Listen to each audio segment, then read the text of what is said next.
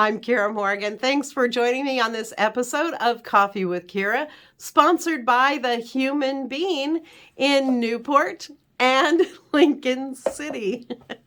And I'm excited to be here with my dear friend Sheila, and she is the executive director of the Northwest Coastal Housing. Hi, Sheila. Hi, Kiera. Great to be with you. I'm so happy that we get a chance to get together and tell folks a little bit about Northwest Coastal Housing and what you do.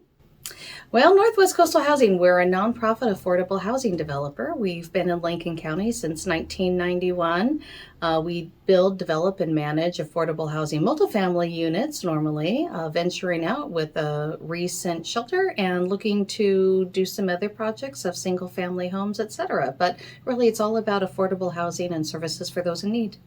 So how long has Northwest Coastal Housing been around? Yeah, 1991. That's when we started. And that really was during the time when tax credits became the talk of the time for building. It's a type of style of building that you can get into. And so that started a whole group. There was about 23 different individuals in the county back then. They officially formed a 501c3 in 1994. And that's what started our Ridge development in Lincoln City, our 80-unit complex based on those tax credits that were available for funding that have investors. So that's how we started. So tell me about the housing that you have available and what you offer for your clients. Well, presently, we have one housing complex in Lincoln City. It's the Ridge Apartments, and that one is 80 units, and that's 60% of the area median income. There's paperwork. You can go check it out there right out front. Lots of detail. And then we also have a dual diagnosed facility here in Newport. It's Yaquina Breeze. And that's for individuals that struggle with severe mental health backgrounds and some addiction backgrounds. And we utilize a referral process through Lincoln County Mental Health Department. And so they send us those referrals of who they think would be a good fit and have individuals on the wait list. Haven't had any move outs for a very long time. I will caveat that. And then we just ended up acquiring a project turnkey, which is a long way around to just saying there were funds available for us. We applied for a grant to purchase a hotel, and that is now a shelter that we have in Lincoln City, and that's all through a referral as well. We can talk about that later. We also were just awarded another project in Tillamook, and that is 32 units. Yeah, we'll talk about that. That's a big thing.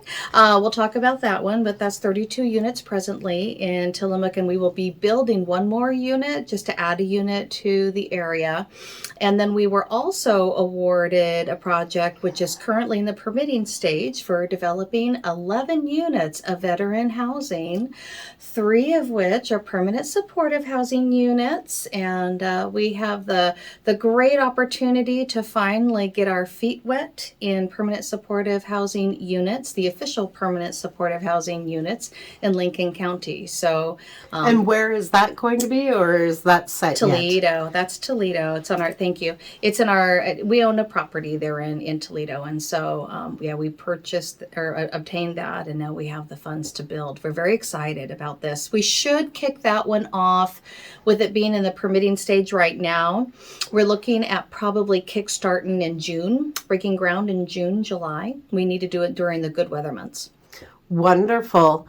And let's talk about some of the services that you offer to these clients. So each one of our facilities come with some type of service, like their resident services or navigation. So basically, any property that we have, if residents have issues, barriers of some kind, whether it's employment or whether it's, they want to learn how to become financially fit, or maybe they don't have money for rent. So our coordinators and our navigators try to help them obtain those resources in order to get them over that barrier and get them back to the space of, moving forward in life. And I mean, we even do after school programs up at our Ridge complex, for instance. instance, at Lincoln County Mental Health, with the work that they do with us, I mean, they help with transportation, they help with grocery runs, they help with, getting people connected to Social Security Disability, the Housing Authority. That's in all complexes. We do that. But it's a myriad of things. I mean, really name it. Food is a big thing right now. And so we have plans in place and things that we're doing program wise to get people food. It's amazing how the basic needs have just become such a priority. And so our organization is really working hard to meet that need. And tell us a little bit about how you're funded. Multiple means. So when it comes to developing our projects, we apply for state applications that help to fund those. Some of them are grants. Others of them are just different type of funding resources to help us develop, and then we have to acquire mortgages. We do have investors. In addition to that, of course, we use the rents received to help us with our day-to-day operations. We also apply for many grants, whether it's foundation or government or local, to be able to sustain. And then we just try to work with partners with contracts. For instance, our shelter operations, we're trying to contract with individuals to bring funds in for the programmatic pieces of individuals. So we're being very creative on how we obtain our funding for a business such as ours. So let's talk a little bit about the need for housing in Lincoln County. We have a lot of families. These are working individuals in our community that are homeless, correct? Oh, the need is so big. It's so big. Yeah, there are a lot. So I'm going to give you two different pieces on that. I am going to say that when we put together our Project Turnkey facility, I have been absolutely astounded and amazed of the way the pendulum swung of who were actually lodging in our facility there. And one of them is seniors with disabilities, homeless, and then the other one is single moms with kids. So that's been interesting to me, and then everybody else is in the middle. So I think we just have to acknowledge that we've got that. In our Ridge complex, all those are working families. I mean, we have a minority that are disabled folks there. We like people to age in place. We don't want to impact the individual's ability to obtain housing, number one, and then get jobs and then work up. So when you're talking about a tax credit property, just to really make it easy, you qualify once to get into the facility on a tax credit. Now, there's this other piece called home designation. Don't get stuck on that. That you always have to go through and get, the process to see if you qualify again. But this other piece, you don't. You qualify initially. And of course, you have to show a track record of making that income. But the hope is that people will move up in that. I mean, they can make however much money they want and still live at our facilities. And the goal is to really try to get them to move on, become, first-time home buyers and those things. And so we really pride ourselves on that. In 1 year, I think we had 6 or 7 different families that actually were able to leave and purchase their first-time homes. I mean, that's like huge. And now we want to venture out and start building a house so that people can move on and do that. And I'll talk about that in a minute. But homeless families is a big deal right now. And I think that's one of the ways that we feel like we're trying to invest. One thing about agencies such as ours, again, I'm just going to make the statement, we're a nonprofit, affordable housing developer. Those are really key things to keep in mind because a lot of people don't understand what that means. And it's not easy to come up with funding to be able to build those type of complexes like we do. But the need is so great. And unfortunately for us, we have to be targeted on who we focus our developments for. So veterans is one right now, preserving housing like we did at Golden Eagle, and keeping it affordable for a longer period of time because that affordability was going to be lost. They were going to all go up to market rents. That's Golden Eagle. That's in Tillamook. Okay. That's in Tillamook. We're venturing out now. We're in another county. But I think that's important to mention. Our next projects we are looking at, though, we're hoping to target 1 and 2 bedrooms. I know we have a lot of homeless families, but, there's a really small amount of 1 bedrooms that are available for folks, too.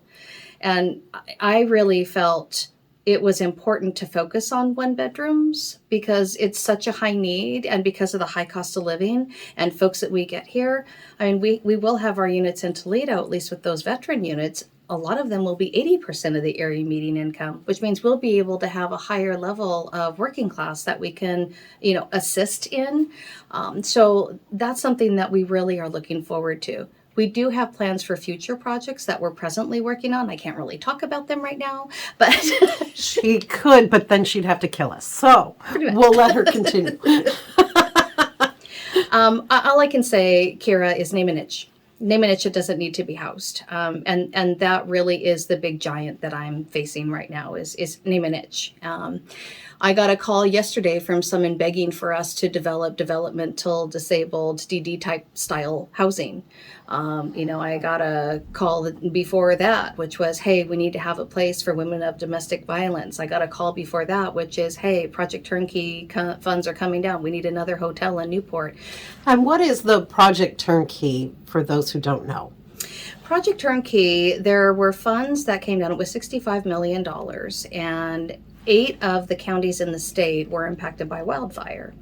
So that $65 million became a split, and $35 million went to the unimpacted areas of wildfires, and the other 8 counties were awarded $30 million.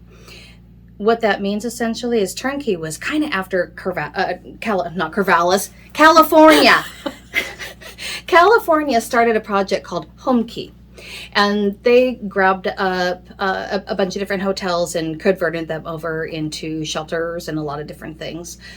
So it's kind of similar to that process. They morphed it a little bit here, and they broadened what you could do in each one of the communities because every one of our counties needed something different. We don't all need the same thing, at least at that time. And then the jurisdictions that we could acquire these hotels in played a huge factor in that as well.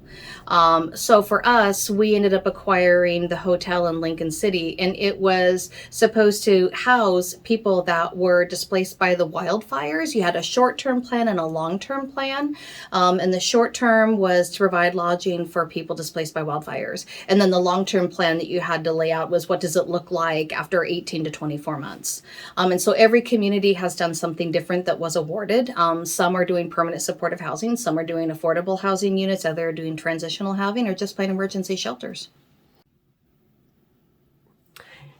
Is there anything else that you would like to add as we are wrapping up? Oh, I could tell you lots of stories. I could go by each one of the properties and tell you all the story of all of them. But I will say that we're trying to be relevant right now. There's a huge need, and we're trying to meet that need as quickly and as best we can. We are presently working on 2 projects simultaneously, building one, rehabbing another. We are looking at acquiring additional units after June here, hopefully of 2022. We have our eyes on some property that we need to acquire because land banking is really important right now. There's just not a lot of that. So we need to acquire land. If you know of some, want to donate some, let me know. Make it buildable. But those are really important and crucial. But those are really things that are critical. Whenever we apply for funding, we actually have to have site control. Or even ground lease. Ground lease is important too. We're looking on another project with that. Hopefully we can use a ground lease with a city, a county, or whatever, and then we can build to suit. We also are looking at developing these single-family homes on ground lease, kind of like Proud Ground. I don't know if you're aware of that, but it's like a community land trust. So what that means essentially is you're able to have the value of the house is instead of it going for $350,000 because you're adding in the land, it's only $275,000. So where you typically wouldn't be able to afford a house like that, by going this route, you actually can. And houses in Lincoln County right now are through the roof. I know, and it's really important with this community land trust model because, and I'm hoping this is the first of many down the road. I think this is going to be really important to do. You don't end up paying taxes either on the land; you just pay it on the value of the house. And then when the end of if you want to sell or whatever, it has, and there's rules that will go along with that. You have to keep it at an affordable rate for somebody at the same pay scale at that time with the value of the house, but. You still walk away with something. You still walk away with enough to put in for another house or move on to your next venture or stay in that house forever long you want. I mean, it's just, it's a beautiful program that I think that, we're at a space and time where we need to start being creative. We need to start thinking outside the box of the normal processes of what we need to do to really meet the need that's in our communities. And so they're working on a project. Maybe it's that we find some way to get people that are trained up in affordable housing so that we don't have to continue looking, because affordable housing is such a weird niche that's not really understood and known how it's run. It's very complex. And we don't have enough people trained up in that. Now, do you work with other organizations that help the homeless in Lincoln County? Mm-hmm. Oh, yeah. We have our partners. I couldn't do it without our partners. So we have a partnership arrangement with Grace Winds. We also work with Family Promise of Lincoln County. We work with My Sister's Place. We're working with Reconnections. We're working with, who's our other partner? Oh, CSC. We're also working with ODHS. They have some ones that we're working with them. There's just a myriad of folks. I would like to expand that. That's with our shelter. We partner with those folks anyway with our more permanent affordable housing complexes. But the hotel has just opened up this whole different mindset of places that we need to go, where we really need to target, and how we can be more efficient in what we're doing. Because really the whole point of that is that's just an intercept point. That's all that is. And our project turnkey is called Coastal Phoenix Rising. I did that because I wanted it being called CPR. I wanted it to be a little CPR, literally, in Lincoln County. We desperately need that. We need some triage, and we need people to be able to go through that piece of going through their trauma, of going through their crisis, of going through their space of instability. And the only way we can bring them back to a space of stability is to partner with other agencies, because we can't do it on our own. We're just providing the roof that they have, the covering over their head, and then access. I mean, that's the biggest thing, is access, and then accountability. That's a big one. And then resources. We were able to take one. I have to tell you the story. We were able to take one individual that was at our facility, and she's now a resident within our Ridge community. I mean, that's good stuff. And I will say that over the period we opened up our doors in that shelter on May 24th, and to December 31, and I'm going to get my numbers wrong, I know, but I'm close, 74 adults and 43 kids in 1 year, just in that facility alone. And many of them have moved on. They've been able to stabilize. Some are, throughout that we've ended up acquiring are still there. And they are this close to getting into a place. We've had 6 families from Family Promise. We have had, I believe, 6 families that have received emergency housing vouchers, and a couple of them have already found their places and others are just waiting in the wings. We had one gentleman arrive, and he arrived in a wheelchair, fell in our parking lot twice. We watched him go from a wheelchair to a walker, to a cane, to nothing, to walking upright, to wanting to go to school, to getting a job, and now looking to become a peer mentor. I mean, those are the things that are great. Wonderful. Well, Sheila, thank you so much for what you do. If folks want more information, you have a website? Mine? You want mine? Okay, yes. Well, unless people want to donate money to me, they can go to my website. But I was thinking of you. All right. We're www.lnc nwcoastalhousing.org. And we also have our Facebook page, Northwest Coastal Housing, all spelled out, and you can donate there as well. And we are very, very, very grateful to be working here and being a part of Lincoln County. And it's so great to see you. You are wonderful, and thank you so much to you and to your board of directors for doing an amazing job in helping those in need in Lincoln County. And thanks for joining me for Coffee with Kiera, sponsored by the Human Bean in Newport at 6th Street and Highway 101, and in Lincoln City at the north end of the highway on the west side next to TLC Credit Union. For Oregon Coast Breaking News, I'm Kiera Morgan.